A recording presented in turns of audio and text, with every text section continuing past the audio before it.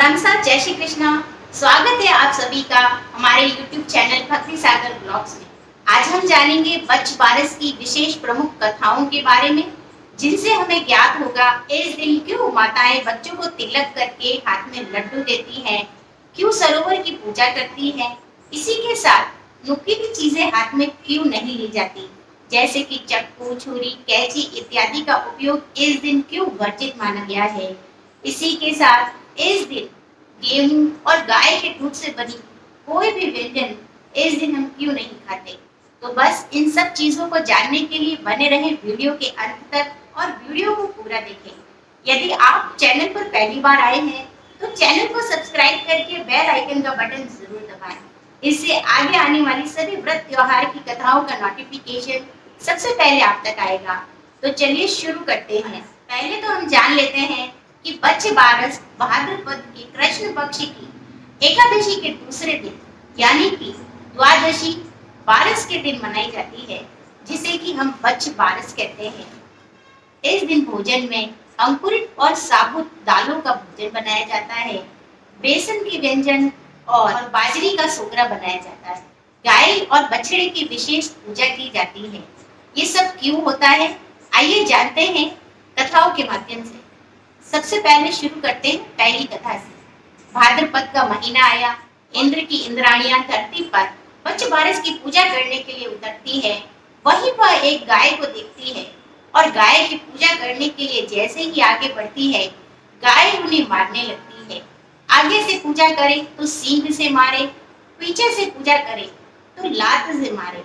इस प्रकार इंद्र की इंद्राणियां गाय से कहती है कि तुम ऐसा क्यों कर रही हो, हम तो तुम्हें पूजना चाहती हैं।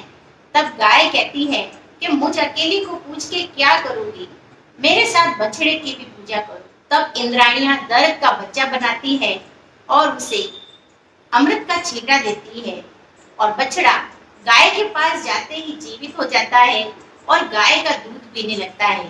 फिर इंद्र की इंद्राणियां बछड़ा सहित गाय की पूजा करती है और गाय जब घर जाती है तो मालकिन उसे घर में आने से रोक देती है और कहती है कि अपने लिए तो बच्चा ले आई, लेकिन मेरे लिए नहीं लाई, इसीलिए मैं तुम्हें घर में नहीं आने दूंगी। पहले मेरे लिए भी बच्चा लेकर आओ। और तब गाय कहती है कि इस बार तो मुझे घर में आने दो और अगली बार जब बच्च बारस आएगी तो मैं तुम्हारे लिए भी बच्चा ले आऊंगी। और इस प्रकार का पूरा वर्ष व्यतीत होने के बाद पुनः बच्च बारस आती है और इंद्र की इंद्राणियां फिर से धरती पर गाय की पूजा करने आती है। इस बार गाय फिर से पुनः की तरह लात और सींगों से उन्हें मारती है। तब इंद्राणियां कहती है कि अब क्या है, तुम्हें बच्चा भी दे दिया, फिर भी तुम हमें पूजा नहीं करने दे रही हो। तब गाय कहती है कि तुमने मुझे तो बच्चा दिया, लेकिन मालकिन को नहीं दिया। अब वो मुझे घर में तभी घुसने देगी जब मैं उसके लिए बच्चा लेकर जाऊंगी। और इस प्रकार सुनते ही इंद्र की इंद्राणियां दरद का फिर से एक बच्चा बनाती है, पालना बनाती है। पालना जो है गाय के सींग से बांध देती है और अमृत का छींटा जैसे ही लगाती है, बच्चा जी उठता है। बस बच्चे को लेकर गाय मालकिन के घर जाती है। पड़ोसन मालकिन से कहती है कि सेठानी, तेरी गाय तो तेरे लिए बच्चा लेकर आई है। और तब सेठानी देखती है गाय, बच्चे और बछड़े तीनों को गाजे बाजे से बदार कर अंदर लेती है।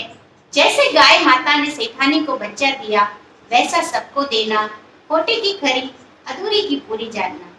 तो ये थी बच्च बारस की पहली कथा। इसीलिए इस दिन गाय और बछड़े की साथ में पूजा की जाती है। जब आप बाजरी का सोगरा बनाएं, तब एक कच्ची लोई जो है आपको गाय माता के लिए निकालनी है। उसके अंदर थोड़े से बीरे रखने हैं, यानी कि अंकुरित चने जो हम भिगोते हैं, जिन्हें हम बीरा कहते हैं, और उनके साथ एक गुड़ की ढेली रखनी है। वो आपको गाय माता के लिए लेनी है और बछड़े के लिए अलग से गुड़ की ढेली लेनी है। तो बस ये इस दिन आपको करना है। तो आइए सुनते हैं अब बच्च बारस की दूसरी कथा। एक सासू बहुएं थी।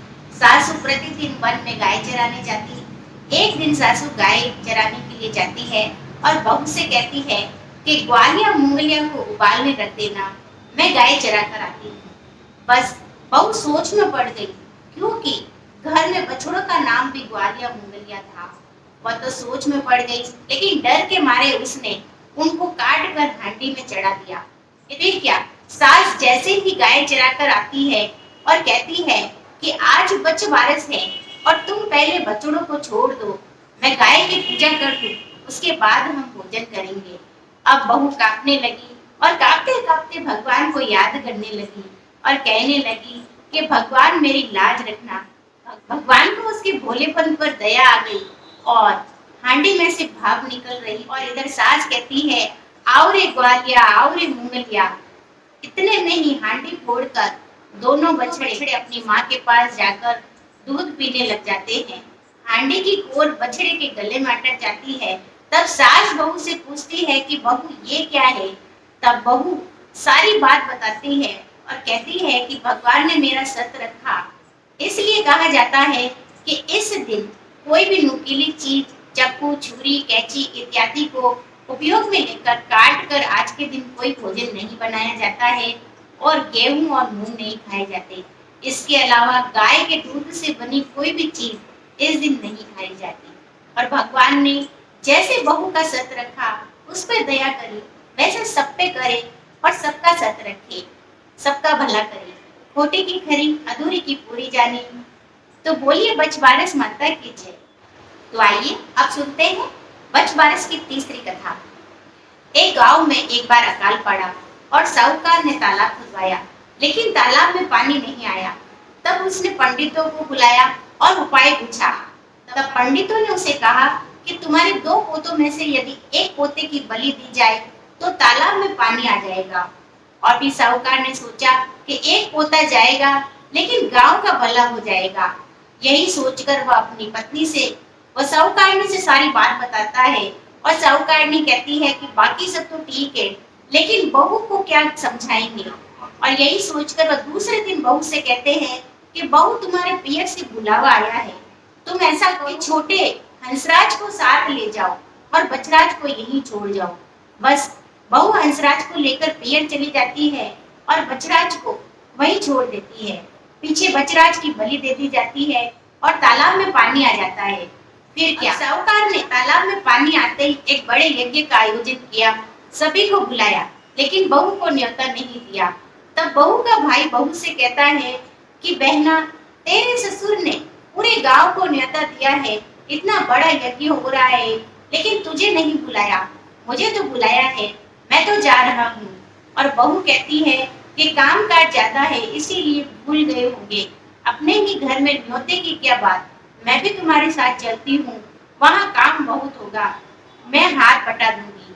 और फिर क्या, भाई के साथ बहन भी गांव में अपने ससुराल आ जाती है और सास उसको आया देखकर डरने लगती है और सोचती है कि जब ये अपने बड़े बेटे बचराज के बारे में पूछेगी तो मैं इसे क्या कहूंगी।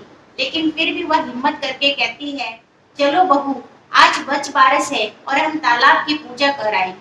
दोनों सास बहुएं तालाब की पूजा करने जाती है और पूजा करने के बाद सास बहू से कहती है कि तालाब की कोर खंडी कर दो। और तब बहू कहती है, मेरे तो हंसराज बचराज दोनों हैं, मैं कोर खंडित क्यों करूं। और सास कहती है कि जैसा मैं कह रही हूँ चुपचाप वैसा ही करो। और सास की बात मानते हुए बहू तालाब की कोर खंडित करती है और कहती है कि आओ मेरे हंसराज, आओ मेरे बचराज, लड्डू उठाओ। और सास मन ही मन प्रार्थना करने लगती है। सास को भगवान की कृपा होती है और मिट्टी से लिपटे तालाब से निकलकर बचराज और हंसराज दोनों उसके पास आकर लड्डू उठा लेते हैं। फिर बहू सास से कहती है कि सासू जी ये क्या था। तब सास सारी सच सच बात बहू को बताती है और तभी से माताएं ओगड़े की पूजा करके गोबर की पाल का तालाब बनाती है और उसकी कोर खंडित करके उस पर लड्डू रख के और बेटों से उठवाती है। तो जैसे भगवान ने सास का सत रखा वैसा सबका रखे, हे बच्च बारस माता, खोटे की खरी अधूरी की पूरी जाए। तो यहाँ पर ये तीसरी कथा भी समाप्त होती है। अब हम सुनेंगे चौथी कथा। एक गाय चरते चरते वन में दूर चली गई, उसे एक शेर मिला और शेर ने कहा कि मैं तुम्हें खाऊंगा। तब गाय है कि मुझे मत खाओ, मैं मेरे बछड़े से मिलाऊं तब तुम मुझे खा लेना। गाय और शेर ने गाय से वचन भरवा लिया गाय घर जाकर बछड़े को दूध पिलाती है और उसकी आंखों से आंसू निकलते हैं जो कि बछड़े की पीठ पर जाके गिरते हैं और बछड़ा कहता है कि माँ तुम रो क्यों रही हो आज। तब माँ तब गाय बछड़े से कहती है कि कल मुझे मरना है और सारी बात बताती है। तब बछड़ा कहता है कि माँ मैं भी साथ चलूंगा और गाय कहती है कि नहीं बेटा, शेर तुझे भी खा जाएगा। लेकिन बछड़ा नहीं मानता और सवेरे दोनों ही शेर के पास जाते हैं। शेर दोनों को आया देखकर कहता है कि अरे वाह, आज तो एक छोड़ के दो दो शिकार मिल गए। इतने में ही बछड़ा कहता है कि मामा जी पहले मुझे खाना। और शेर कहता है कि ये तूने क्या किया, मुझे मामा बना दिया, यानी कि तू मेरा भांजा बन गया और गाय मेरी बहन बन गई। मैं अब दोनों को ही नहीं खा सकता। शेर ने गाय को चूनड़ उड़ाई, घास डाली, स्वर्ग से विमान आता है, बछड़े से गाय बसती है और शेर पापों से बच जाता है। तीनों वैकुंठ को जाते हैं। इसीलिए इस दिन बिना बछड़े के गाय की पूजा नहीं की जाती। तो बोलिए बच पारस माता की जय। खोटी की खरी अधूरी की पूरी जाने। यहाँ हमने आपको चारों प्रमुख कथाएं सुना दी। अब हम सुनेंगे गणेश जी की कथा। एक बार विष्णु लक्ष्मी जी की शादी होती है। सभी देवी देवताओं को बुलाया जाता है और सभी कहते हैं कि गणेश जी को चौकीदारी के लिए बैठा दे, क्योंकि वो सुन सुंढाला, ढूंढ ढूंढाला, उखल में पाँव और छाजली से कान है और बारात में शोभा नहीं दे देंगे। इन्हें तो चौकीदारी के लिए बैठा दिया जाए। बस फिर क्या, बारात वहां से रवाना होती है और नारद जी गणेश जी के पास जाकर उन्हें भड़का देते हैं कि आप बारात में शोभा नहीं देते, इसीलिए आपको यहाँ चौकीदारी के लिए बैठा दिया। फिर क्या, गणेश जी तो अपने मूसक को आज्ञा देते हैं कि जमीन तोती कर दो। फिर सारे मूसक जाकर जमीन तोती कर देते हैं। तभी विष्णु भगवान के रथ का पहिया जमीन में धंस जाता है। सभी देवी देवता प्रयास करते हैं लेकिन किसी से नहीं निकलता। फिर हाथी को बुलाया जाता है। हाथी आकर चक्के के हाथ लगाकर जय गणेश जी की बोलता है और चक्का बाहर निकल जाता है। तब सभी देवता कहते हैं कि गणेश जी को क्यों याद किया। और हाथी कहता है कि गणेश जी को सुमरे बगैर कोई काम सिद्ध होता नहीं। जो भी काम करो पहले गणेश जी को याद करो। तब सभी देवी देवताओं को अपने किए पे पछतावा होता है और गणेश जी को बुलाकर प्रथम उनकी पूजा की जाती है और बारात में सबसे आगे उन्हें रखा जाता है। और तभी से हर विवाह और शुभ मांगलिक कार्यों में सबसे पहले विनायक जी को बदार कर लेते हैं और उनकी पूजा की जाती है। उसके बाद अन्य कार्यों और अन्य देवताओं की पूजा होती है। और फिर गणेश जी की पहले रिद्धि सिद्धि से शादी करवाते हैं। फिर विष्णु जी की लक्ष्मी जी से शादी होती है। हे गणेश जी महाराज, जैसे श्री हरि का काम सिद्ध किया वैसे कहते सुनते हुकार भरते सबका कार्य सिद्ध करो, खोटी की खरी अधूरी की पूरी जाने। तो बस अब सुनते हैं लपसी तपसी। एक लपसी एक तपसी था, दोनों में झगड़ा होता है और एक दिन नारद जी उनसे कहते हैं कि तुम्हारा फैसला मैं कल करूंगा। दूसरे दिन नारद जी उनकी परीक्षा लेने के लिए सूर्य भगवान की सोने की 1.25 करोड़ की मुंदड़ी उनके आगे डाल देते हैं। लपसी तो प्रतिदिन की तरह 1.25 सेर का हलवा बनाकर टाली हिलाकर भोग लगाकर झीम लेता है, मुंदड़ी पर ध्यान नहीं देता। वही तपसी तपस्या करते करते मुंदड़ी को गोडे के नीचे दबाकर फिर से तपस्या करने लगता है। नारद जी आके पूछते हैं कि बताइए कौन बड़ा। तब तपसी कहता है मैं बड़ा। नारद जी कहते हैं मांडी उठा। जैसे ही मांडी उठाता है मुंदड़ी निकलती है और नारद जी कहते हैं कि तेरी तपस्या भंग हुई, तुझे चोरी लगी। तभी तपसी को अपने किए पे पछतावा होता है। नारद जी से क्षमा मांग के कहता है कि मेरी तपस्या का फल कैसे मिलेगा और मुझे क्षमा करो।